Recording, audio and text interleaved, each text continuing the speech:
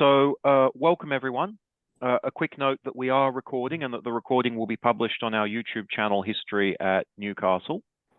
I'd like to begin by acknowledging the traditional custodians of the land, wherever you may be located, and to pay my respects to elders past, present, and emerging, and in particular to the Birrabirragal clan of the Darug people on whose land I'm located today.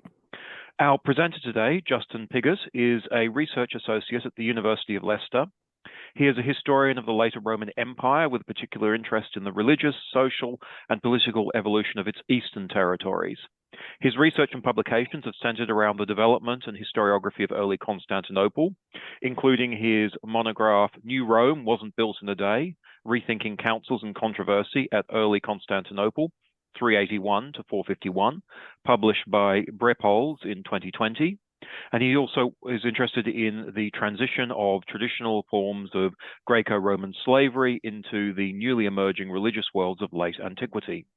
He is currently working on the ERC-funded project DOSSE, Domestic Slavery and Sexual Exploitation, 300 to 900 AD. His paper today draws on this current research project and is titled Christian Slavery, Enslavement and Ownership in Early Byzantium. Justin, over to you. Thanks very much. I'm just going to share my screen if that's okay.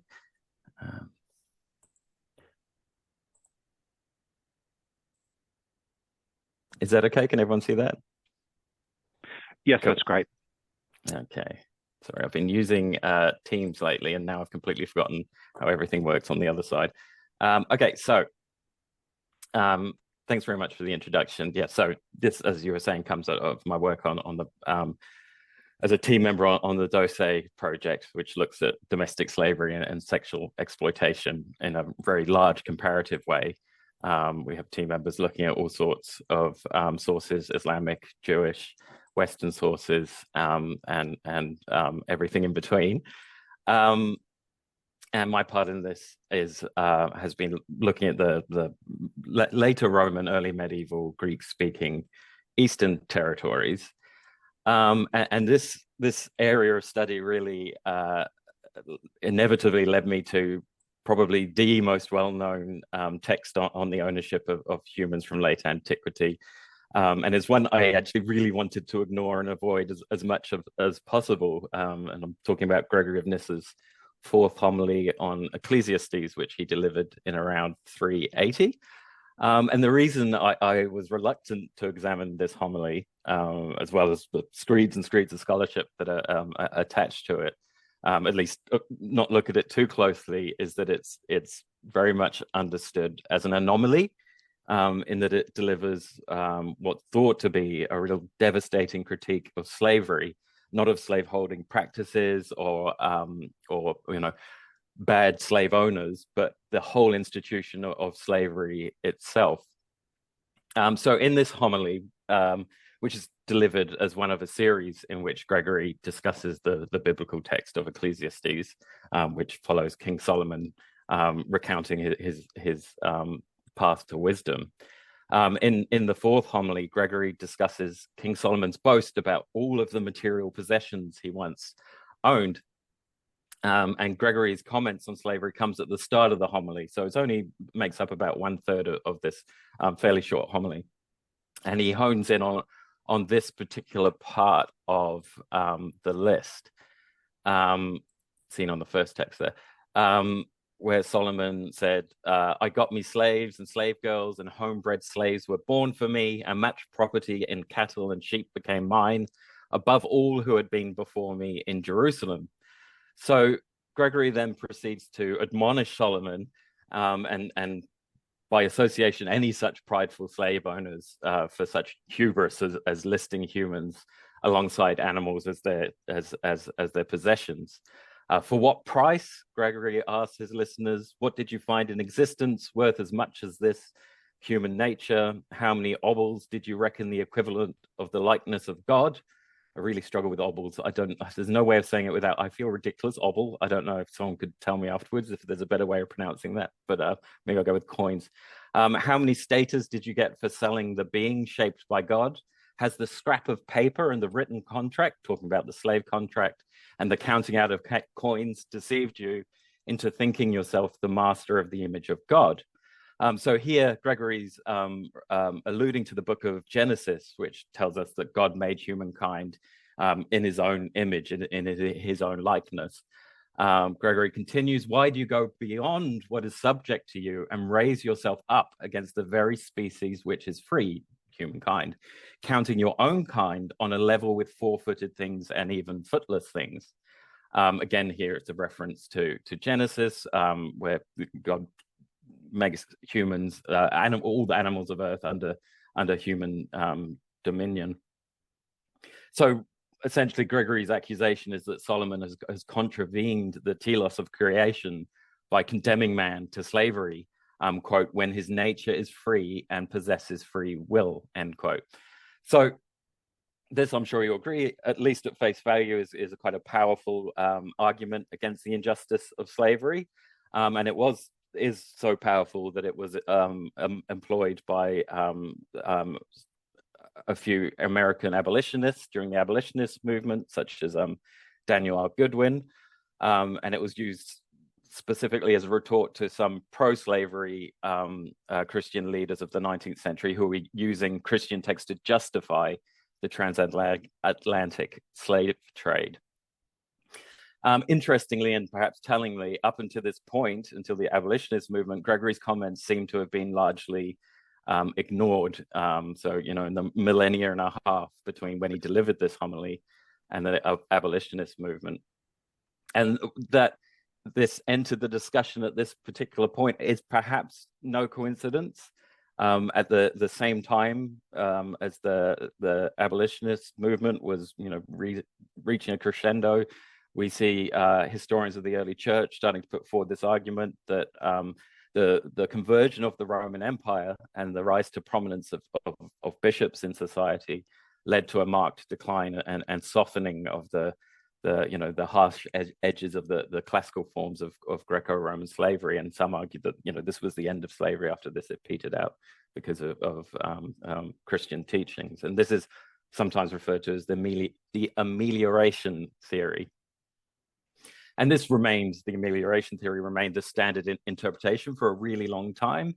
It's really only in the last few decades that it's been challenged and pretty much, I'd say, thoroughly dismantled. So you have scholars like Jennifer Glancy, Krista Witt, Yuval Rotman, Karl Harper, Susanna Elm.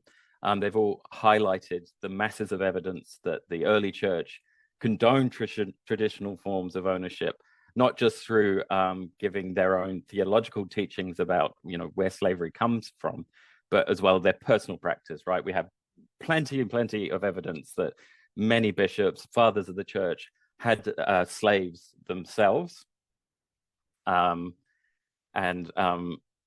looked upon them and thought of them in a very traditional Greco-Roman way. To take one example, we have the will or the testament of Gregory of Nazianzus, a close friend and compatriot of Gregory of Nyssa. So they're all called Gregory. It's really frustrating. And in this testament, which I think it's the first or the only extant Greek testament, Roman full testament that we have, in it we find he's got lots of slaves. He definitely considers them, he's got men and women, he considers them as items of legal property. He's giving some to family members and friends. He's putting palamone clauses on their freedom if he decides to manumit them, and some in there you can tell it's clear that he's manumitted in the past. But so he's got the whole gamut of the sort of relationship we see of a slave owner with their slaves or enslaved people. And elsewhere, he complains in a very traditional way about the difficulties of slave management. Gregory of Nazianzus says he's moaning that if you're too harsh, then they moan about you, and yet if you're too mild, they'll exploit your weaknesses. So, in this, Gregory of Nazianzus isn't really unique. There's lots of sentiments found amongst the works of other prominent church fathers. Other ones such as John Chrysostom and Augustine present theological justifications for the existence of slavery.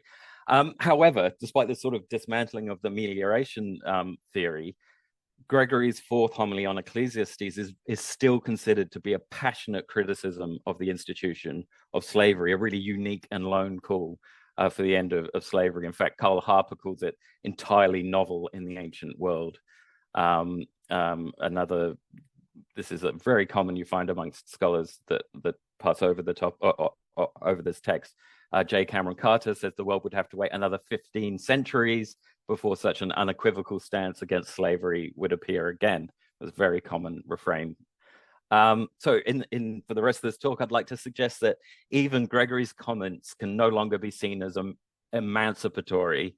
And through doing this, I hope to show that how classical philosophy, Judeo-Christian theology, and the cultural realities of slave ownership influenced early Christian slavery, how it was understood and justified. So to appreciate how slavery was viewed by some of these early authors, we must understand the perceived relationship between the body and soul, or irrationality and rationality. And a theme that's really common amongst early Christian writers who are writing on slavery, as well as the pagan tracts on the same topic, is the idea that slaves tended to lack, I want to say intellectual, but not intellectual, the logical rationale that their owners commonly possess. This is not in all cases. There are always exceptions. These writers will give exceptions to this rule, but as a general rule. And a great meaty example of this in action can be found in John Chrysostom's treatment of the biblical story of Sarah and Hagar, which is found in Genesis 16 and 21. John Chrysostom was a preacher in Antioch around the same time as Gregory of Nyssa was kicking around, and he famously became the Bishop of Constantinople. So this story that he's recounting is the story of how a barren, childless Sarah offers up Hagar, one of her slaves, to act as a concubine for her husband Abraham, in order that he could fulfill God's promise and bear children. And Abraham agrees to this, and Hagar subsequently falls pregnant and will eventually give birth to Ishmael. So in two homilies given around 385, Chrysostom uses this story as an instructional for men and women in how to have a good marriage and run a household aligned with God's will. And in particular, he really emphasizes the divine nature of Sarah and Abraham by way of their capacity for self-control, resisting emotional and sort of, base responses. Talking about Sarah offering her maidservant to Abraham, Chrysostom says, "Do you see how independent they were of any emotional influence? Consider Abraham's great self-control in this incident and the extraordinary degree of his restraint. He didn't rant and rave against his wife for her childless condition. See how much common sense was practiced by them in those times, how men were continent and gave an example of self-control, and women proved to be above jealousy." So Chrysostom is emphasizing this divine nature of Sarah and Abraham through their masterly command of reason over irrational emotions. But in contrast to this, Chrysostom portrays the slave Hagar as the complete opposite, as having a marked lack of restraint, with her actions being governed by knee-jerk emotion.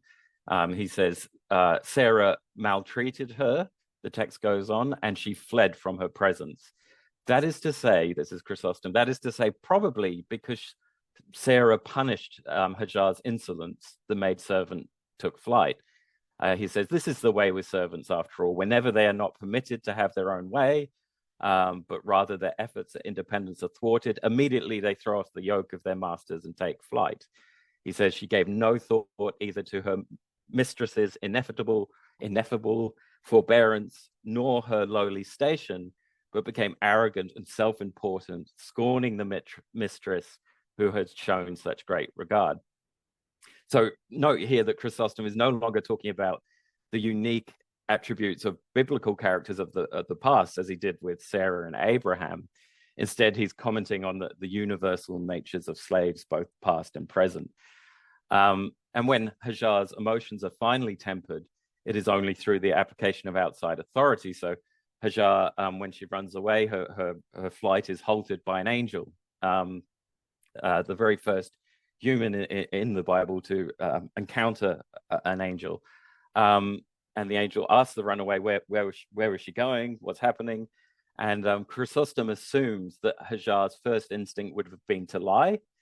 However, faced with the angel's authority, she realizes this is not an option. He said, in her mind, it is not a human being who is questioning me, she says, of the kind that I could mislead. So after reminding Hajar of her proper station, the angel's words adequately appeased her spirit, settled her thoughts, and this is Chrysostom speaking, restrained her resentment. So Chrysostom's depiction of Hajar as fairly irrational in nature and in need of outside control from those more capable is a real common trope found in these literary depictions of slaves. The slaves are kind of like children, right? They're more vulnerable to irrational passions than most, and they require control and authoritative coercion in order to make sure that the base nature didn't, rise up and boil over and pollute their soul. Just as one other example of this from Chrysostom, in another homily, Chrysostom talks about when a man has a female slave who is licentious and she's pursuing every passerby for sex, the master then confines her to the house and shackles her with iron, quote, so that both the spatial restrictions of the place and the compulsion of the chains will be her starting point for chastity. So this characterization of slaves as lacking in reason, self-control, or rationality is common amongst other Christian writers. And it's the reason why Gregory of Nyssa, his brother, Basil of Caesarea, a very important figure, tells his audience, quote, it is better for a person who lacks intelligence and self-control to become another's possession. And of course, this outlook is not unique to Christian writers, and it has a long pedigree, reaching back to Aristotle and Plato and whatnot. And it comes from this traditional classic Greek idea that the exercise of reason and rational thinking with a key characteristic in determining who has the capacity to rule and who required being ruled. In fact, Basil's comments just previously is quite close to, right? You can make a close comparison to the natural slavery put forward by Aristotle, who said, those who lack reason are by nature slaves, for whom to be governed by this kind of authority is advantageous. So how were these ideas transmitted and justified in a Christian context is a question I've been thinking about. And I've found that this question is I think, vital to understanding the nature of Gregory of Nyssa's criticism of Solomon in his fourth homily. So to understand not just Gregory's critique of Solomon, the slave owner, but also the ascetic philosophies that shaped Gregory and many of his colleagues' thoughts on slavery, it is key to consider the influence of the 2nd and 3rd century Alexandrian scholar, ascetic, and theologian Origen. Origen's work is just incredibly influential on the early church. His philosophy is very present in many of the early church writers and beyond. And it's almost difficult to overstate how important he is, as well as the people that Origen is drawing off of. I think it's thought that Origen, one ancient author, estimates he penned around 6,000 exegetical works. So, he was a prolific writer I'm very jealous of. And it's Origen's anthropology of creation and how his idea of how human beings were formed. This in particular sits at the core of his impact on the thinking of the likes of Gregory of Nyssa. So following the lead of Jewish thinkers such as Philo, as well as you can link it to Platonic thought. Origen held that prior to creation of the world, that prior to all creation of the material world, I mean, God, through Logos, created rational beings. They're sort of unembodied. Well, they are bodied, but not with a physical body. But that's a really complicated thing that I'm not sure I quite understand yet. But he, these minds he endowed with free will. And it's this gift of free will that led these rational minds to indulge in sin and create distance from God and the divine. And because of this fall away from God, these rational creatures became colder, less rational in nature, and they were sort of clothed in flesh. That's how they took on a corporeal or material form. And in this process, they were transmogrified into souls, which were embodied in physical form, resulting in as what we know as human beings. So it's this sort of second act of creation that saw the establishment of the corporeal world as it's recounted in Genesis. So in Origen's schema, the physical world that we inhabit it's by no means evil, but it came into being due to our choice to fall away from God, and it contains many sensory and physical experiences that threaten to exacerbate this distance from the divine, right? Delights and depravities such as wealth, power, sexual pleasures, as well as all the irrational emotions that can be linked to them, such as jealousy, anger, and pride. These threaten to lead us further away from God, or put more barriers between us moving back towards God, and remaining in spiritual corruption. And it's this understanding of the dichotomy between earthly and divine realms that really underpins the ascetic literature and the movement of asceticism in the late antique church. This is the time when Anthony in the Desert has become such a popular text, and we're told that all these Christian noble men and women are fleeing to the, not just noble, are fleeing to the desert and trying to live as monks in ascetic, various different ascetic ways.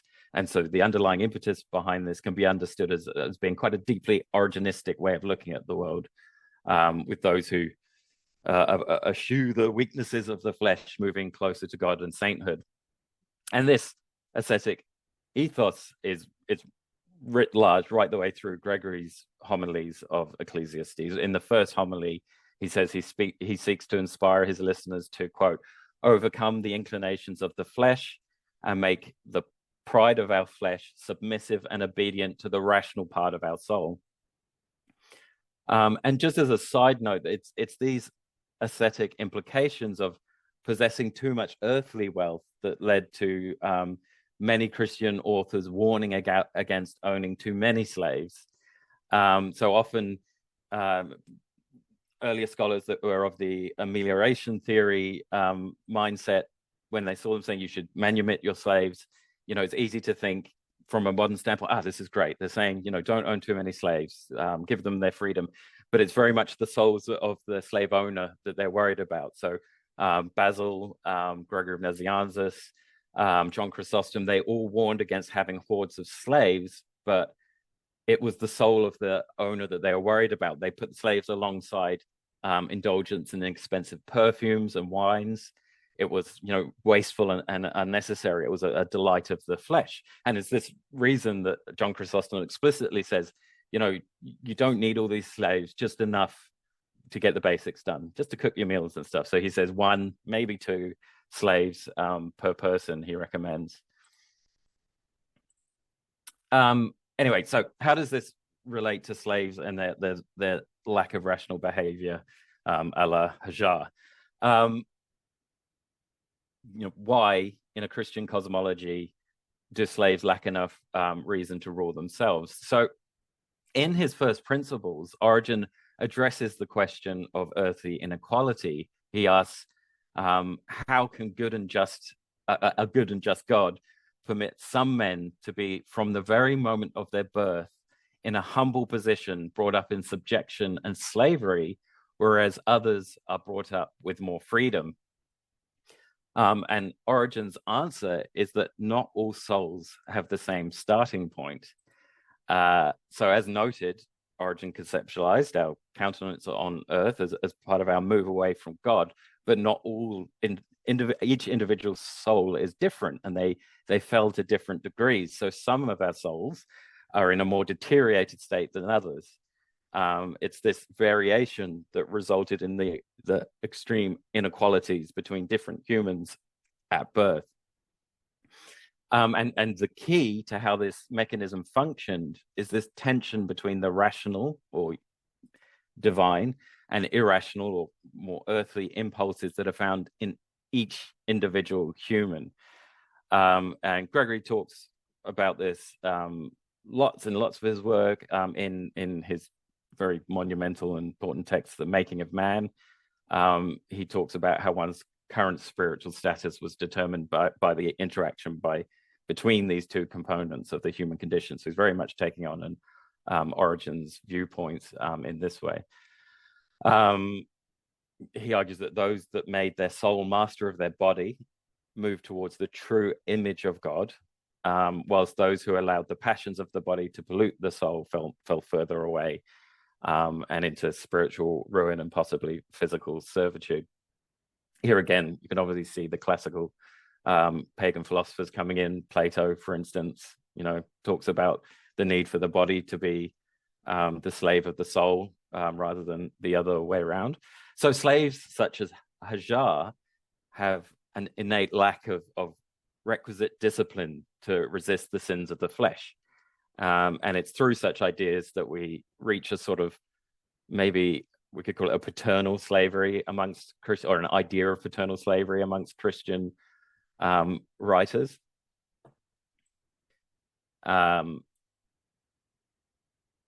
Basil, again, Gregory's brother, reasoned, he who is incapable of ruling and governing himself must be a slave and be in the service of one more wise, so that he, the slave, will be guided by his wisdom. So, in the highly hierarchical Roman society in which freedom and unfreedom was not a diametric, but extremes on a continuum. And it's the kind of relative dearth of rational thought amongst women, children, and slaves in that order that, as a general rule, lent to their natural subservience to more capable men. So authority over slaves was correct and right in order to guide those lesser equipped humans towards, or push them in, or show them the right way. And physical coercion of the body wasn't perfectly fine, was an important part of this.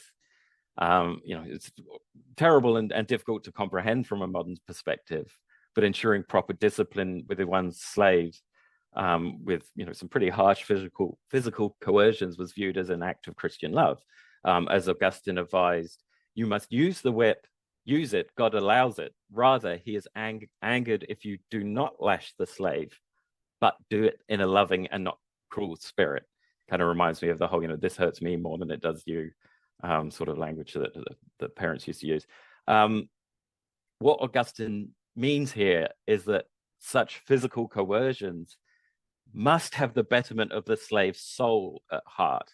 And I'm not suggesting this was a common practice, but this is the idealized schema, right?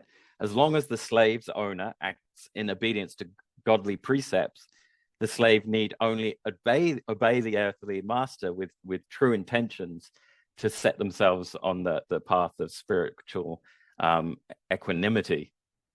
We have Jerome talk about this. He says, it is not improper for any servant who has believed in God and has not yet reached the peak of knowledge to serve his master faithfully in the flesh, that he might convert the necessity into will and acquire a reward from his servitude, especially when the master of the flesh does not command things different from the master of the spirit. So we see a difference between the master of the body and the master of the spirit. And the important thing here, I think, is that Jerome adds this caveat where he says, it's slaves who have not yet reached the peak of knowledge that should obey their masters faithfully. So this maybe suggests to me that the dynamic nature of the tension between irrational and rational aspects of the body and the soul meant that, at least on a theoretical level, slaves were not universally condemned to a life of enslavement, but it gave scope for Christian owners to manumit those slaves who exhibited adequate spiritual advancement. And in fact, Jerome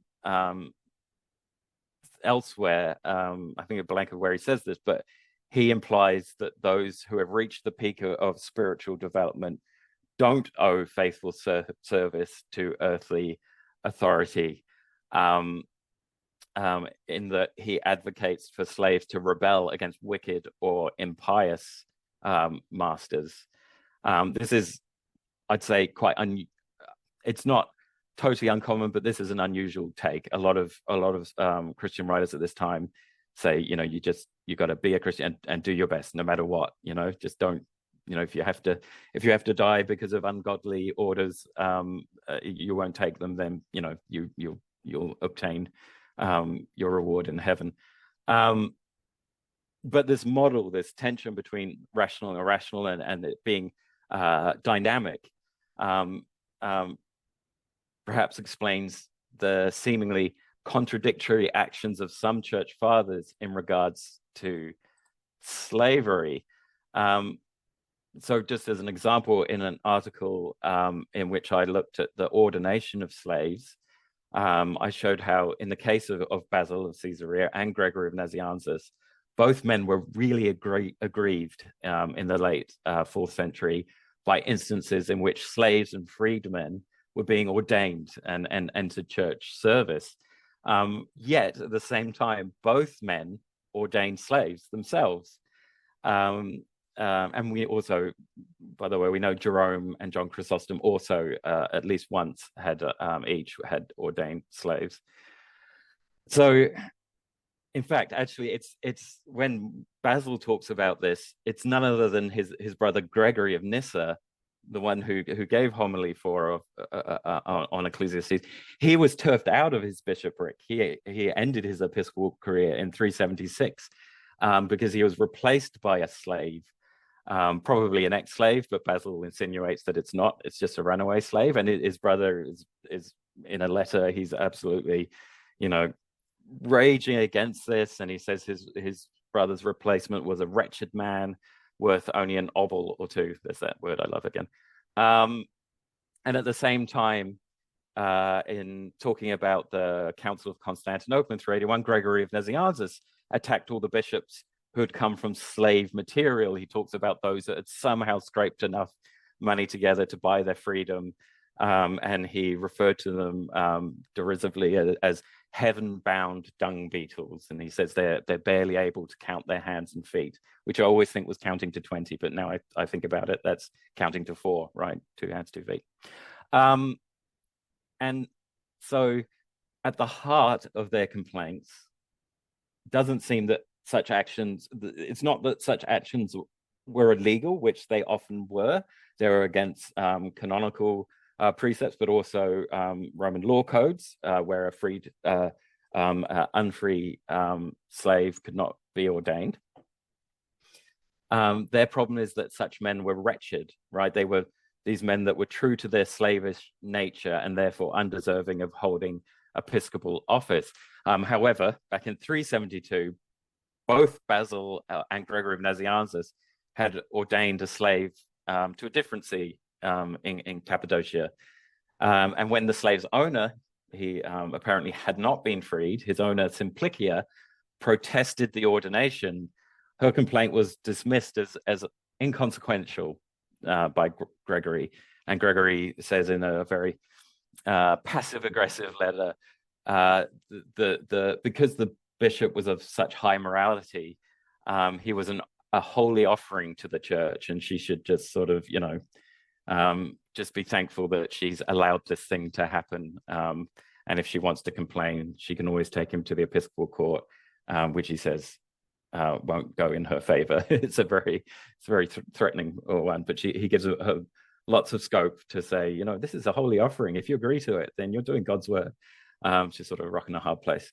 So the contradictory attitudes shown in these different instances of slave ordination, they're undoubtedly driven by ecclesiastical politics, I think. The slave,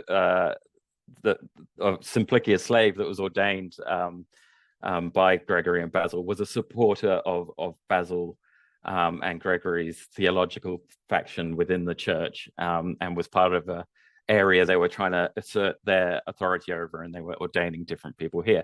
However, the man that replaced Gregory of Nyssa, Basil's brother, was allied with a different episcopal faction, not to mention that it was his brother who got turfed out. However, what I'm saying is it's this sort of Origenist, Platonic idea of the interplay between the soul and the body, the rational and the rational, that provided the ideological framework that could justify such a thing happening, justifying the ordination or the seemingly contradictory attitudes. So it's important to note that such instances of manumitting slaves or suggesting they rebel against God, ungodly masters, are rare, and many did push a line that these slaves should stay in. It's no problem being in a servile status, because you can still gain divine rewards.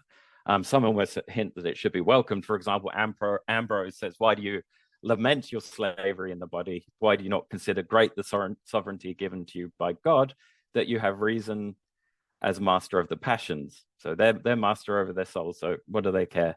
And he says, "When you see that your master being a slave to pleasure, while you yourself are a slave only in body, know that you're a slave in name only." Same with John Chrysostom on a commentary on Ephesians 6. He interprets Paul's instruction for slaves to obey those who are your masters according to the flesh as a salve for slaves who might feel aggrieved by their inferior status. Slavery, Chrysostom assures them, is nothing but a name. The mastership is according to the flesh, brief and temporary, and whatever's of the flesh is transitory. So to sum up this part, essentially slavery was justified by the deteriorated state of servile souls. And in cases where the slaves surpassed their master in spiritual development, well, it didn't matter, because slavery is no hindrance to reaching God anyway. You know, if God wills it, you'll be freed and do well. But if you don't, that's fine. Stay in slavery and continue being a good slave and servant to God. So having briefly surveyed the reasoning and justification of some aspects of slavery amongst these early Christian writers, let's finally return to Gregory of Nyssa's so-called proto-abolitionist speech. The question I have is can his fourth homily be reinterpreted in the light of these Origenistic teachings as something other than an attack on the whole institution of slavery? And I think, yes, it can. It can be done by asking the question, what part of a slave was understood to be owned? So as we have seen, the relationship between the body and soul is central to both classical and early Christian views on slavery. And this tradition emphasized the primacy and immortality of the soul in comparison to the corruptible and limited nature of the physical body. And this is important because of Gregory's use of the image of God in his argument. At the heart of Gregory's critique of slave owners is his emphasis of humankind's creation in the image of God. How, Gregory asks, can that which is fashioned in the likeness of God himself be bought and sold, right? How can you buy and sell something that is the image of God? Buy and sell, not soul. I'm obsessed with the soul. It's this aspect that the modern scholars argue is so novel in Gregory's critique of Solomon's ownership of slaves. But what exactly does Gregory mean by the image of God? Well, we need to look back at Origen. For Origen, it was the soul alone that contained the image of God, while the body, with its corruptibility, limited its limitations and finite lifetime is of this world alone. He says, for the form of the body does not contain the image of the God, but it is our inner man, incorruptible and immortal, which is made according to the image of God. And Gregory was deeply influenced by Origen. In fact, his family was taught by one of Origen's star pupils, another Gregory Thaumaturgus. Unsurprisingly then, in terms of the image of God, Gregory more or less followed Origen's understanding that the image of God referred to one soul rather than their body. So for Gregory and Origen, it was the soul alone that acted as the seat of rational thought, and thus had the potential through the love of God to reattain the divine union with God, which was lost during the fall. Gregory and Origen's musings on the relationship between the body and soul were not formed in a vacuum, but were shaped by widely understood philosophical narratives that had ancient origins. Several ancient Greek philosophical schools had viewed the soul and body as two separate yet interlinked categories. How this was applied to slavery in a pre-Christian context, I won't go into here, but I'd love to hear anyone's thoughts if they have it. But, it's suffice to note that we do find it suggested across ancient sources that the soul could retain self-ownership and at least a degree of autonomy despite the enslavement of the body. And we know such concepts were still very much part of the broad philosophical milieu at the time that Gregory was writing, with Neoplatonists suggesting a stark divide between the soul and its corrupted and finite body.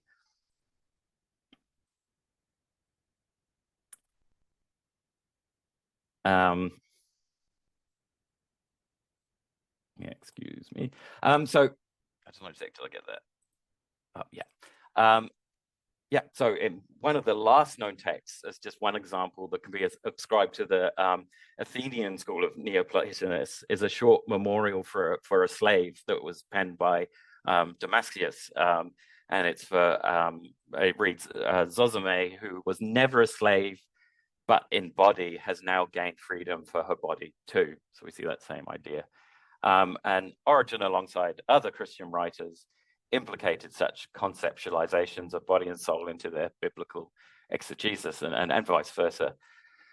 So such ideas were broadly disseminated, and it was certainly uncontroversial for Christian authors to say that authority over one's physical body was not equal to authority over the soul embodied within, right? You only have to think, if we interpret Gregory's words fully, then in the way that the modern interpretation is, if you can't own the image of God, but what about imprisoning? What about prisoners that, or in war, when the imperial forces kill an enemy, are they not killing the image of God?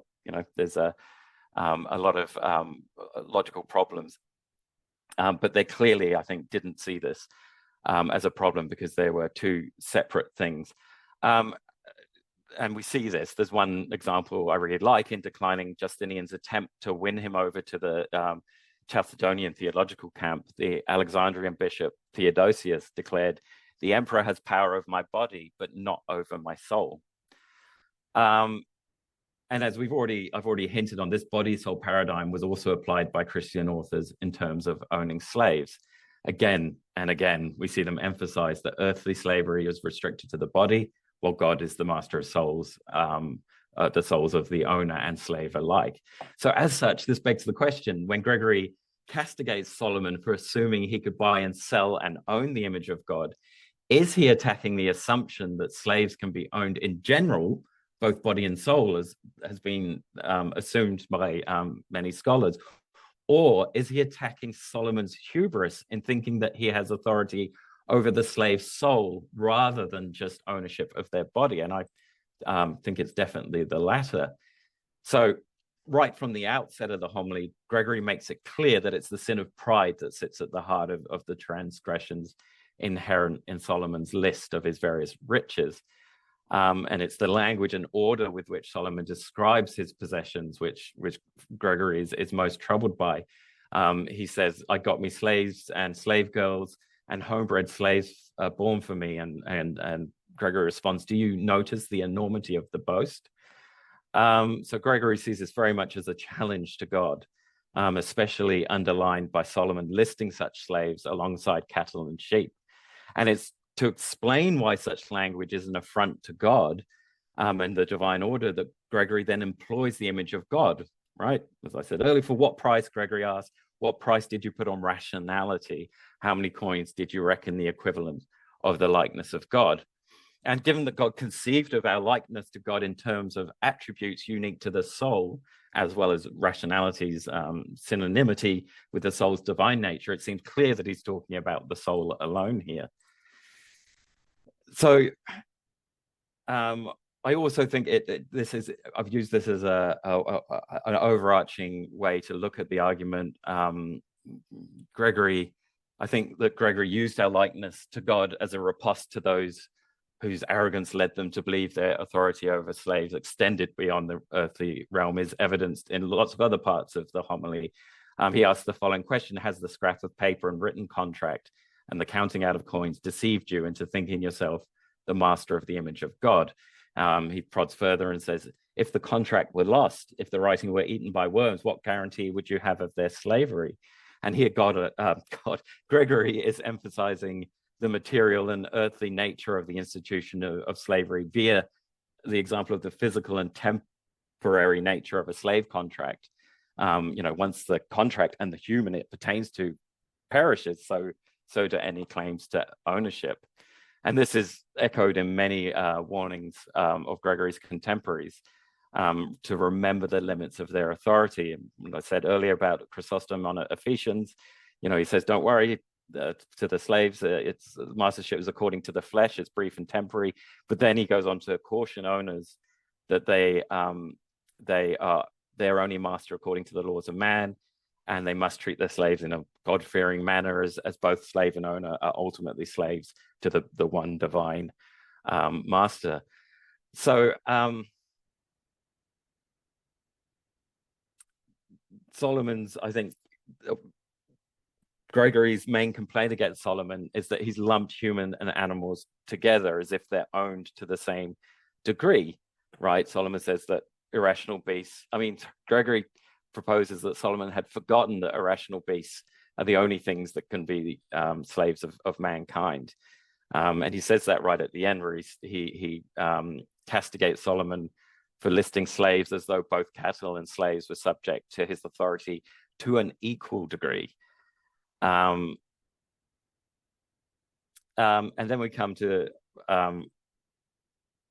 coming up to the last point here. It's Gregory urges the listener to remember that their rule is confined to control over things without reason, and says, why do you raise yourself up against the very species which is free? And Gregory's use of freedom here brings us to an important point. Much has been made of Gregory's use of free will in this passage. Gregory's accusation that Solomon has condemned man to slavery when his nature is free and possesses free will is taken by many as a clear condemnation of slavery as a whole. However, it's really important to keep in mind that even the most ardent advocates of an abolitionist reading of the homily understand that Gregory is not claiming that slavery removes free will from the enslaved in any real sense, right? The freedom for Gregory and his ascetic-minded colleagues, the freedom to choose virtue or vice seems to have very much been the domain of the internal spiritual aspect of each human. While the body could be restrained and even coerced, free will was an immutable component of the soul. And just one brief example of this, because it's very much in the context of slavery, can be found in another homily of Basil, Gregory's brother, in which he states that a slave who is forced into prostitution by her owner is not culpable for the sin of fornication, while another slave in the exact same situation, but is kind of willing and enjoys it, is actively sinning. So it's going on the inside. It's not the eternal external things. And Gregory himself is clear that he sees the execution of free will was the domain of the soul alone. It's just I don't have a specific example relating to slavery from him. So he's not attacking the institution of slavery by claiming it inhibits free will. Rather, he is exposing Solomon's arrogance by revealing the theoretical consequences of his misassumption that he owned slaves to the same degree. He's saying Solomon is wrongfully elevating himself above the telos of creation. He's arguing, in the words of another scholar, against the use of one person by another, where that use implies the assumption of divine superiority. And he's doing this by revealing how Solomon's hubris in lumping together slaves and cattle leads to an ontological fallacy. So Gregory is not saying that all slaves, that slavery reduces humans to the level of animals, just the imagined form of slavery that Solomon has assumed. He's reminding his listener that while animals can be owned completely, slaves possess a component universal to all humankind, one that can never be possessed, that which is made in the likeness of God. And in this way, he is simply echoing the words of Ambrose: "Masters, command your slaves, not as if they are beneath you in rank, but remembering that they are sharers of the same nature as yourselves." So reading Gregory's fourth homily through the lens of his understanding of the twofold nature of man seems to unravel the notion that the homily is radical, resituating Gregory firmly within the tradition of his fellow church fathers in terms of slave ownership. Gregory was not protesting any and all enslavement, but rather providing what not to do, maybe, when considering your relationship with your slaves, a sort of how to own enslaved bodies without sinning. Thank you. Thank you. That was a really interesting paper. I'd like to open up the floor for questions.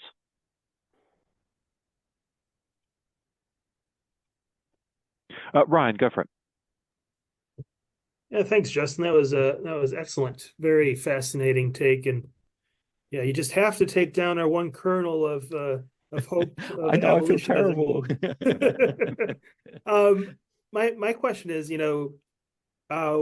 what's Gregory's point? I mean, is it simply just a call for humility in general, or do you think he has a particular target audience in mind? Somebody who's for whom maybe Solomon's a stand-in that he's trying to sort of subtly jab. Any thoughts on that? Yeah, great point. So in the rest of the homily, he talks about gold and jewelry, money and music and wine, and he criticizes all these things in the exact same way as he does slavery. He goes through how God gave it for precious metals, for example. He says God gave us domain over the earth. He didn't say we have domain things under the earth. So he says, digging and bringing this stuff and mining this stuff is against the telos of creation as well. The same with money. He says those that he talks against usury, and he says taking money and putting interest on it is against creation. This one's kind of a long bow, but he says the only way to create something out of nothing is between man and woman. So making more money out of the same amount of money is against creation as well. So in all these things, and the interesting thing, no one who I've not come across anyone who said, yeah, he wants them to free all the slaves. Oh yeah, and he wants everyone to give away all their money immediately, no one to drink wine. He's just saying live moderately, as you say. He's just showing how wealth and possessions corrupt the soul in a very eloquently and beautifully put. He writes so it's really, you can get into it so easily. It reads so well, probably thanks to a lot of the brilliant English translations as well. But it's a very, I don't want to say standard, that sounds terrible. I'm going to call Gregory of Nyssa standard, but it's just an ascetic tract on avoiding excess. Fair enough. Thanks. Mary. Yes, I found this very interesting talk because I'm doing research on colonial massacres in Western Australia, and I'm looking at attitudes of settlers towards Aboriginal people, and this just seems to have such a huge parallel. Like your words saying the deteriorated state of servile souls is really applicable. It's settlers, and often very devout Christians have very demeaning attitudes towards Aboriginal people and feel that they really should just do what the settlers want. And I do frame that using settler colonial theory, but I've wondered a lot of times, like, where would these attitudes come from, particularly in very Christian people? And it does seem that these attitudes maybe are part of Christian belief, or were part of Christian belief. They don't seem to be today, but perhaps they were then. Yeah, that's fascinating. I'll be really interested to hear more about this, because I mean, it really is, as far as I can see, and I'd love to be schooled by someone if they know more, because my knowledge, sort of anything past the 9th century is current affairs to me. But these ideas that are set down during this period don't seem to shift at all until you get to the 19th century. So they have such a long lineage, and they, like anything, these ideas are so hard to shift, and they become part of not just worldview, but the created world around us. So yeah, it's fascinating to think how long these lives go. And of course, if these different pastors and bishops, they're reading these church fathers, and the language of slavery is throughout it, and it doesn't take much to scrape off the surface and see some of the more uncomfortable realities underneath it. But yeah, if you'd like any sources on that sort of stuff, I'd happily share it with you. Thanks very much. Yeah, it's really interesting, because I'm going to start looking at protectors of Aborigines, and of course that role came out of the protector of slaves, which was the role before that. Yeah. Oh, I'd love to learn more about this. We have a question from Kit in the chat. Kit, did you want to put that directly? Yeah, hi. Yeah, sure. Justin, hi. That was great. Thank you. Is there a difference between representations of male and female enslaved in the early writers, or are they just seen as a kind of slave lumpen mass when they're being referred to? Is there a difference there? Yeah, a really good question. And when I hate, because I can't give it a very good answer, because really, I mean, some of my colleagues are just doing some fantastic work at reading these silences and pulling it out, but it's just they're nearly always referred to as males, even when they are talking about things that include women. There is, although, so the big difference, I think, with the classical Roman slavery and the sort of like Christian ideas of slavery is people like Basil are trying to convince their audience not to have sex with their slaves, which is, outrageous. Like, these are our slaves. We have sex with them, and there's this real concerted effort by bishops all across the Christian world at this point to say, your wife is the only person you should have sex with, and you must avoid taking slaves. And this is such a monumental thing for the Roman world, where a man had sexual access to everyone in his household, the wife only to the husband, because she's the one that needs to have legitimate offspring. So there is that comes into the discussion. But in terms of these broad universal conversations that these writers are having, there's very, very little. If it's ever differentiated, it tends to be in terms of like hajar, to be around sexual availability. Right, thank you. Thanks. Question from Umar. Thank you, Justin. It's just really fascinating. Just the historian entirely coming from a different literature and state of art. It's just the question regarding the comparative aspect of slavery. I mean, did you discern any kind of convergence or similarity between the slavery in early Christianity and its counterpart in early Islam or medieval Islam? Well, I'm not very well situated to answer that, and even I'm too scared that my attempts to will just embarrass myself. But this is what part of our project is doing. So we have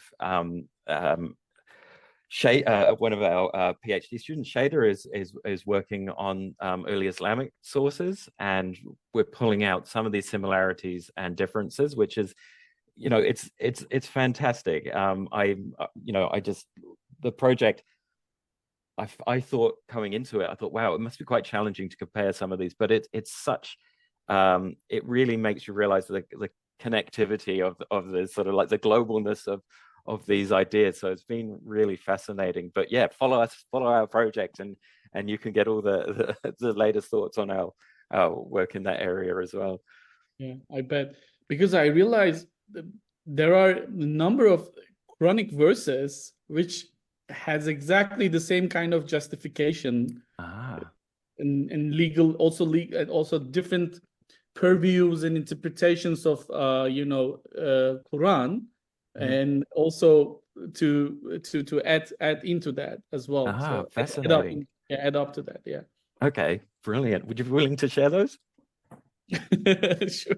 Okay, great. Absolutely. Fantastic. Yeah. I think we've hit the end of the hour, but please join me in thanking Justin for a really insightful paper. Absolutely fascinating. Just before you go, a quick note that our next paper will be on Friday, the 24th of May, at the usual time of 10 a.m., and that one will be both online and in person.